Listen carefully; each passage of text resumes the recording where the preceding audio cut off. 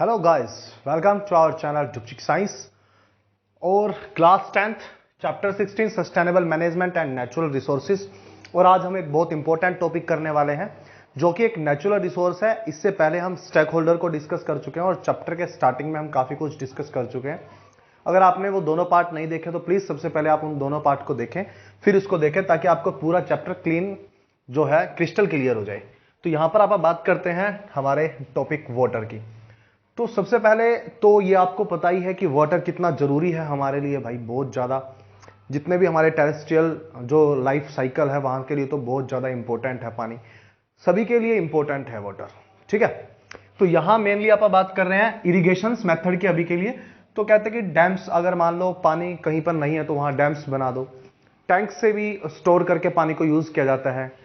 और कैनाल्स हैं, नहरें, जिसके बारे में आप जानते हो।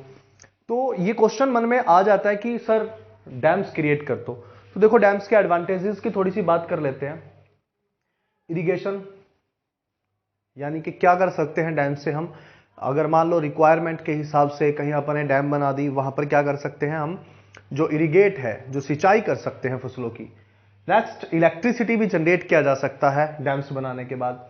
सप्लाई ऑफ वाटर, काफी जगह पे डैम्स बनाने के बाद पानी की सप्लाई भी कर सकते हैं हम घरों में बाय पाइप।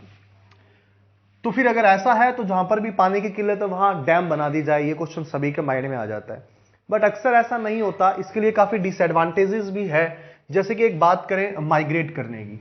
क्या मतलब है माइग्रेट का, समझो। अगर मान लो आपको डैम बनाना है तो वहां पर एक थोड़ा हमें लार्ज एरिया रिक्वायर्ड होता है। तो वहां पर जो पीपल्स होते हैं, जो ऑलरेडी वहां पर लोग रह रहे होते हैं आसपास के एरिया में, तो उनको तो वहां से माइग्रेट करना पड़ेगा, उनको वो स्थान छोड़ना पड़ेगा। क्यों छोड़ना पड़ेगा?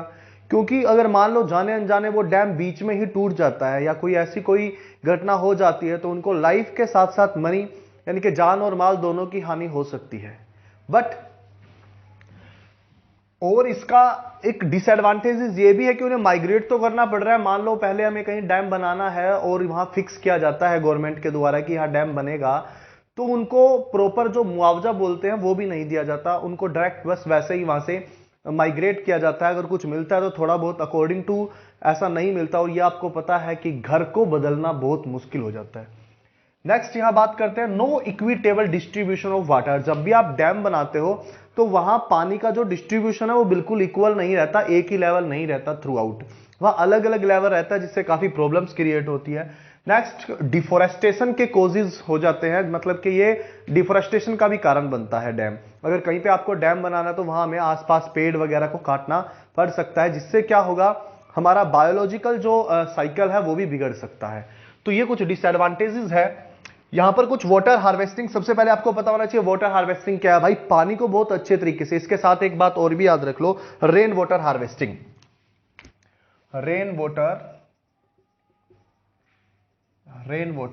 हार्वेस्टिंग याद कर लो बच्चा। रेन वाटर हार्वेस्टिंग क्या होता है कि जो बारिश का पानी होता है, पहले क्या होता है, वैसे मैं आपको पूरा एक्सप्लेन करके थोड़ा समझाता हूं। पहले क्या होता है, जैसे कि छतें वगैरह, बारिश का टाइम जब आता है, पता चल गया कि भाई हाँ बादल वगैरह आ गए, तो पहले ही क्या करते हैं, छतों को साफ कर लिया जाता है बिल्कुल अच्छे से। और जहां से पानी निकलता है उन सारे होल्स को बंद कर लिया जाता है और वो बारिश का पानी फिर इकट्ठा किया जाता है। ठीक है, और उस बारिश के पानी को इकट्ठा करने के बाद क्या करते हैं, उसको हम वेरियस पर्पज के लिए यूज में ला सकते हैं। जैसे उनसे कपड़े धोए जा सकते हैं, बर्तन धोए जा सकते हैं, साफ सफाई की जा सकती है, ये सारे काम। उसको बोलते हैं रेन वाटर हार्वेस्टिंग, कि बारिश के पानी को हम किसी ना किसी तरीके से यूज कर रहे हैं। और इसके अलावा भी क्या हो रहा है आजकल बहुत अच्छी जगह से, मतलब मेनली तमिलनाडु के अंदर होता है, जो अभी हम बात करने वाले हैं, तमिलनाडु के अंदर रेन वाटर हार्वेस्टिंग। ये पंप के द्वारा टैंकों में पहुंचा दिया जाता है पानी, किसी भी बिल्डिंग के अंदर, कोई बड़ी बिल्डिंग होती है तो। और क्या होता है, फिर उसी टैंक का पानी वेरियस तरीके से आप सप्लाई करते हैं घरों के अंदर पाइप के थ्रू। ये रेन वाटर हार्वेस्टिंग थोड़ा सा याद रखो आप। और वाटर हार्वेस्टिंग, तो रेन वाटर हार्वेस्टिंग समझ में आ गया, तो वाटर हार्वेस्टिंग आपको समझ में आ गया कि पानी को बहुत सुचारू रूप से देखभाल करके हम अच्छे से यूज करते हैं, दैट इज वाटर हार्वेस्टिंग। यहां देखो क्या भाई, खादीन्स नदी से टैंक भरकर राजस्थान चले गए, ये क्या बोल रहे सर? हाँ, ये आपको थोड़ा याद करना पड़ेगा, एक एक नंबर के क्वेश्चन यहां से निकल के आते हैं भाई। खादीन्स, टैंक्स और नदीस, ये सारे जितने भी चीजें हैं तीनों, ये ज्यादातर राजस्थान के अंदर यूज की जाती है। जैसे कि एक हिमाचल प्रदेश के अंदर है, कुल्हस को यूज किया जाता है, कैनाल से इरिगेशन करने का प्रोसेस है जिसको कुल्हस के नाम से जाना जाता है।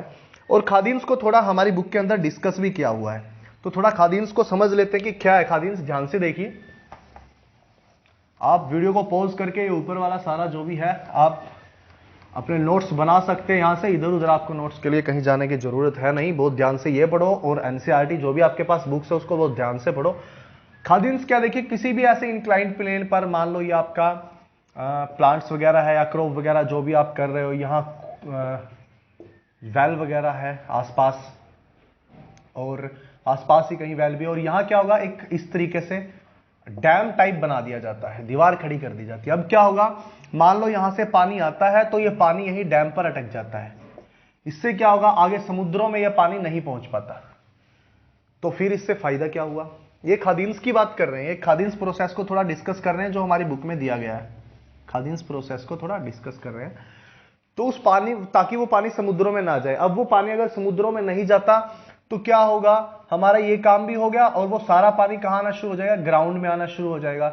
ऐसा भी करते हैं कि वो पानी ग्राउंड में चला जाए, इसके लिए भी स्पेशल प्रोसेस रहते हैं।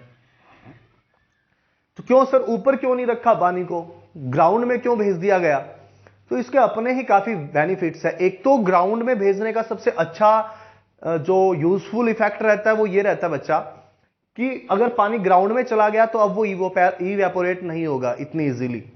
ग्राउंड वाटर जो है, जो ऊपर वाला पानी है, सतह पे जो पानी रहता है अर्थ की, वो इवेपोरेट होने के ज्यादा चांसेस है। इवेपोरेट चांसेस नहीं, बहुत ज्यादा होता है। बट ग्राउंड के वाटर जाने, ग्राउंड वाटर जो होता है, जो पानी नीचे चला जाता है, वो क्या होगा, इवेपोरेट नहीं हो सकता। दूसरा, अगर ऊपर पानी है तो क्या होगा, वहां मॉस्किटो डेवलप करेंगे, बीमारियां वहां पे आसपास आएगी। तो ऐसा नहीं है, अगर मान लो नीचे पानी चला गया ग्राउंड वाटर, तो हमारा ग्राउंड वाटर रिचार्ज होगा और साथ में हमें ये मॉस्किटो जैसी प्रॉब्लम को भी नहीं झेलना पड़ेगा। और जो आसपास वेल है, जो कुएं वगैरह है, वो उनमें भी पानी कब आएगा, तब जब ग्राउंड वाटर रिचार्ज होगा तभी वहां तक पानी पहुंचेगा। तो एक ये भी बेनिफिट इफेक्ट हो सकता है। दूसरा, जो प्रॉपर मॉइस्चर है, जितने भी वहां आसपास वेजिटेटिव जो वेजिटेशन है, जो भी मतलब पेड़ पौधे हैं वो हमने ग्रो किया हुआ है, तो उनको जो मॉइस्चर मिलेगा वो भी यहीं से ही मिलेगा। तो इतनी सारी चीजें इसके साथ जुड़ी हुई है, इसे खादीन्स बोलते हैं और बुक में ये अच्छे तरीके से दिखाया भी गया, आप एक बार जरूर देखना। तो जो खादीन्स हो गया, टैंक्स हो गया, जो नदीज हो गया, इनका जनरली राजस्थान के अंदर बहुत यूज किया जाता है, जो कि वाटर हार्वेस्टिंग में आते हैं। कुल्हस यहां आप याद रखो, हिमाचल प्रदेश, ठीक है। और इसको आप याद करने का अपना ही एक तरीका बनाओ, जैसे मैंने इसको ऐसे याद कर रखा, भाई खादीन्स नदी से टैंक भरकर राजस्थान चले गए। आप कोई भी अपना एक पैटर्न बना सकते हो। ये देखो, बुंदीस मध्य प्रदेश और उत्तर प्रदेश में ज्यादा, तो यहां कर सकते हो भाई, मध्य प्रदेश उत्तर प्रदेश के बंदर काफी फेमस है, ठीक है। तो आप अपनी इच्छा से कैसे भी तरीके से इनको याद करने के लिए एक थोड़ा सा प्रोसेस ध्यान में रखो। बुंदीस, वही पाइन्स बिहार के अंदर है और कट्टास कर्नाटका के अंदर है। तो इसी तरीके से सबसे ज्यादा यूज करने वाले हैं। अहर्स को आप फटाफट बुक पढ़ो, बहुत ध्यान से मिल जाएगा। कमेंट सेक्शन में बता दो अहर्स सबसे ज्यादा कहां यूज होता है। तो इसके अलावा last but not the least हमारा टॉपिक है इस चैप्टर का, what would you prefer to conserve energy, कि एनर्जी को संरक्षित करने के लिए, बचाने के लिए आप किन को प्रेफर करोगे। तो एक पहला पॉइंट जो आपका दिया गया वो है बस को प्रेफर करोगे, या जो अपना पर्सनल व्हीकल है आप उसको प्रेफर करोगे, जो निजी वाहन है उसको प्रेफर करोगे, या पब्लिक ट्रांसपोर्ट को आप प्रेफर करोगे। देखिए ऐसा तो नहीं होता कि हर जगह पे आप अपना जो पब्लिक ट्रांसपोर्ट है उसको यूज करो, ऐसा नहीं हो सकता। बट अगर मान लो एक ही जगह पे हमें जाना है, 20-25 हम लोग हैं और उनको एक जगह पे जाना है, तो अब क्या करोगे। ऐसा 25 गाड़ियां एक साथ चले, कितना पोल्यूशन है, तो उसकी जगह पे पब्लिक ट्रांसपोर्ट को यूज करो। एक ही जगह जाना है, पॉसिबल है तो सीधी सी बात है, पब्लिक ट्रांसपोर्ट को ज्यादा महत्व दो। अच्छा, बल्ब और जो एलईडी है आजकल जो आती है, उनमें से आप किसको प्रेफर करोगे। सीधी सी बात है, एनर्जी को बचाने के लिए एलईडी का, बल्कि ज्यादातर घरों में आजकल ये यूज होना शुरू भी हो गया है, तो इसमें कोई दो राय है नहीं। स्टेयर्स का यूज करोगे या फिर जो लिफ्ट है उनका यूज करोगे, तो सीधी सी कहानी, ऐसा तो है नहीं भाई 1000-1500 सीढ़ियां है, हम सीढ़ियां चढ़े जा रहे हैं। बट अगर नॉर्मल तरीके से, आजकल तो एक फ्लोर है तो भी लगभग ये दौर आ ही गया, कि भाई वहां पे आपको लिफ्ट मिलेगा ही मिलेगा, हर जगह पे आप देखते हो। तो मेनली हम स्टेयर्स का भी यूज कर सकते हैं ज्यादातर। और आप स्वेटर का यूज करोगे या फिर सारा दिन हीटर जलाए रखोगे सर्दी वाले दिनों में, तो स्वाभाविक सी बात है स्वेटर को ज्यादा महत्व दोगे। इस तरीके से हम अपनी एनर्जी को कंजर्व कर सकते हैं, बचा सकते हैं, छोटी छोटी चीजों का ध्यान रख के। यह आपका कंप्लीट चैप्टर था। आई होप आपको फुल चैप्टर समझ में आया होगा। अगर ऐसा है तो वीडियो को ज्यादा से ज्यादा शेयर करो। कंप्लीट चैप्टर जो है आप बहुत अच्छे से पढ़ो, अपने नोट्स खुद बनाओ। जिस भी बच्चे की ये प्रॉब्लम है कि नोट्स प्रोवाइड करा दो, ऐसा कुछ नहीं होता, नोट्स प्रोवाइड करवाने की जरूरत नहीं है। अपने हाथ से लिखो, सबसे ज्यादा याद रहता है। और बुक पढ़ो जो भी आपके पास है, चैप्टर आपका क्रिस्टल क्लियर हो जाएगा, मेरा आपसे वादा है। तो मिलते हैं नेक्स्ट वीडियो में नेक्स्ट चैप्टर के साथ। Till then take care, see you, tata, bye bye guys.